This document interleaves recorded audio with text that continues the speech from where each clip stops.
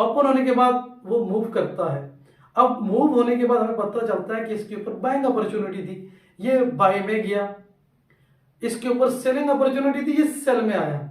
तो TPO open हुआ और उसने मूव की। लेकिन टीपीओ में जो टर्म यूज होती है कि टीपीओ प्राइस एक्शन का एक पार्ट है जिस पे बाइंग हुई या सेलिंग हुई। लेकिन बाइंग और सेलिंग के साथ साथ इसके ऊपर बाइंग और सेलिंग का इंटरेस्ट कहां पर आया? कैंडल के मिड पे आया, कैंडल के टॉप पर आया, कैंडल के बॉटम पर आया। तो जो टीपीओ है वो हमें ये बताता है कि एक टीपीओ जो बना और क्लोज हुआ उसके ऊपर वॉल्यूम एवरेज है, ज्यादा है, उसके किस पार्ट में कितना वॉल्यूम है। तो टाइम प्राइस अपॉर्चुनिटी तीनों टर्म एक टीपीओ में हम शामिल करेंगे।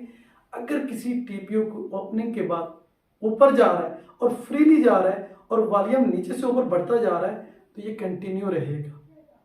लेकिन अगर ओपन होने के बाद मार्केट पे वॉल्यूम ज्यादा आ रहा है और मूव स्लो हो रही है तो इसके ऊपर सेलिंग हो रही है। तो इस पे अपॉर्चुनिटी सेलिंग की ज्यादा है क्योंकि इंटरेस्ट ऑफ ट्रेडर सेलर का ज्यादा है। तो टाइम प्राइस अपॉर्चुनिटी हम टीपीओ को कहेंगे। और टीपीओ इंट्राडे में एक दिन के प्रोफाइल स्ट्रक्चर में हम 30 मिनट का टीपीओ यूज करेंगे।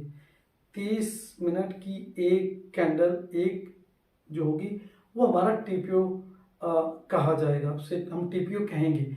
अब टीपीओ में फिर नंबर्स है, तो जिस तरह 1 2 3 4 5 और इसी तरह हम नंबर्स लिखते हैं। तो हमारा डिजिट फॉर्म में और अल्फ़ाबेट में जो हम पढ़ते हैं ABCDEFGHIJK, तो इस तरह हमने कैंडल्स को टीपीओ को नाम दिए हैं। तो हमारा जो पहला टीपीओ होगा डे ओपनिंग का उसे हम पायनियर टीपीओ कहेंगे और ये 30 मिनट का होगा। यहाँ एक चीज बताता चलूं, अगर हम H1 का एक टीपीओ देख रहे हैं तो उसके ऊपर जो भी अपॉर्चुनिटी बन रही है वो एक वीक के लिए बनेगी।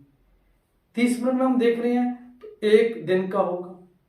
इसी तरीके से हम 5 मिनट में देख रहे हैं तो अगले 4 घंटे का या 5 घंटे की जो प्रोफाइल हमारे सामने बनेगी उसका होगा। अगर 1 मिनट में हम देख रहे हैं तो वो अगले 1 घंटे के लिए वो जो टीपीओ अपनी एग्रेशन या कॉन्फिडेंस